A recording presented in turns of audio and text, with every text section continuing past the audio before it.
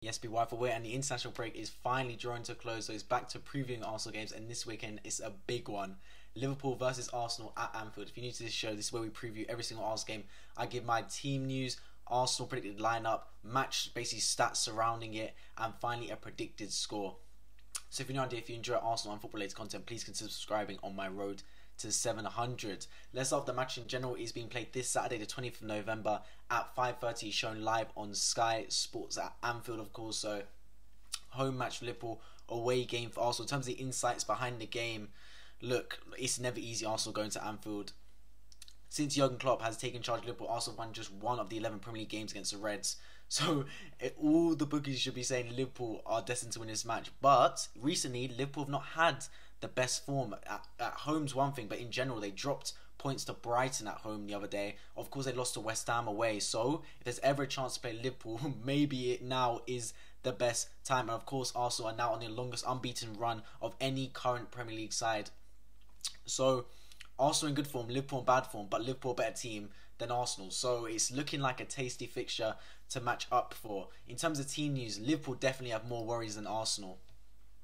Sadio Mane came off injured for Senegal, but apparently he's still able to play. Said Jurgen Klopp, which is a bit annoying. Of course, don't wish injury on anyone, but Sadio Mane is a big player for Liverpool. So if he was missing, that would be a major boost for us. Alongside Andy Robertson as well, looked like he could make it. He's going to face a test, as well as John Henderson. So those three are tests to make it, and those three are pretty much starters, let's be honest, for Liverpool. So if two or three of those three players could miss, that would be a massive boost for Arsenal. But Firmino, Keita, Milner, Joe Gomez and Curtis Jones alongside Harvey Elliott will all not play for Liverpool. In terms of Arsenal, a lot of boosts. Of course, we heard Partey wasn't going to make it, Aubameyang might not make it. Well, that's all been turned around. Sead Kolasinac will not make it. He suffered an absolute horror injury against Finland, I believe it was, for Bosnia. It was a straight red. It was a dirty challenge, so he's going to be out. Not that we really miss Kolasinac anyway, but that's sad to hear. And then Xhaka, of course, has been injured for time now since the Spurs game, but that's our only two players missing, Xhaka and Kolasinac. Everyone else is fit to play. That includes Thomas Partey, who was a big one. I was hoping he could play, and it looks like he has.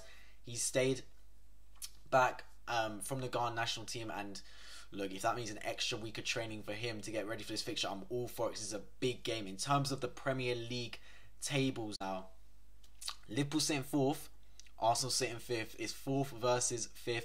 Arsenal are 2 points off Liverpool. Now, if, not even me, if any gooner got told 11 games in you would be 2 points off Liverpool, they would think you're absolutely mad. They would think, what are you doing? What kind of money would you put on that? But we're 2 points off Liverpool. Look, hypothetically, it's a very slim chance. But if we do win this game, we leapfrog Liverpool.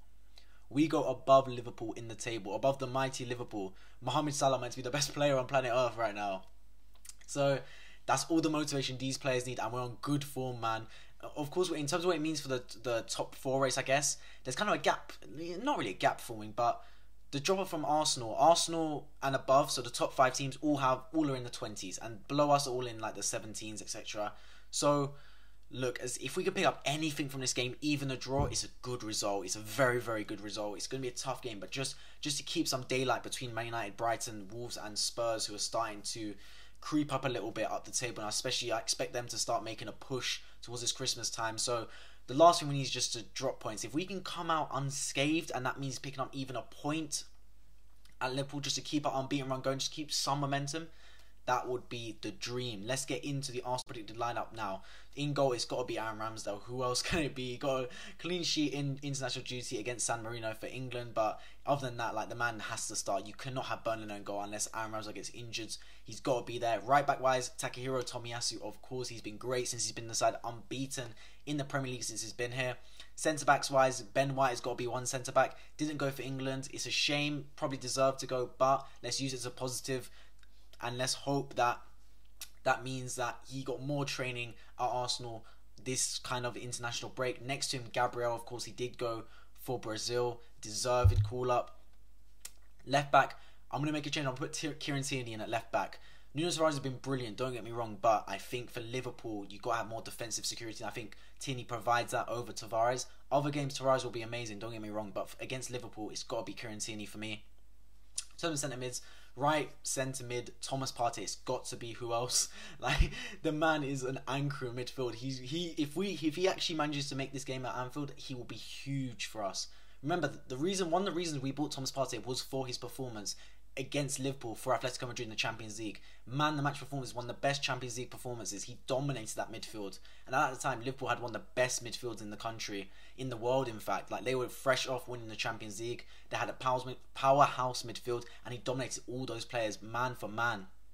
So if Thomas Partey is in that midfield, that's a huge boost for us. Next one, put Albert Sambi Lokonga just for a bit more legs next to him. I feel like anyone next to Thomas Partey will do decent because Thomas Partey is that kind of player. I want Lokonga to complement him. And Lokonga's also, when you players are going to be brave on the ball at Liverpool. Liverpool going to press us high. You need players that aren't going to just boot it away when they get it and be scared. You need to be brave, confident on the football. And I think Lokonga can provide that. Cam-wise, I'm going to go for Emile Smith-Rowe. I think he deserves to start Cam because he's been playing really well in that position recently.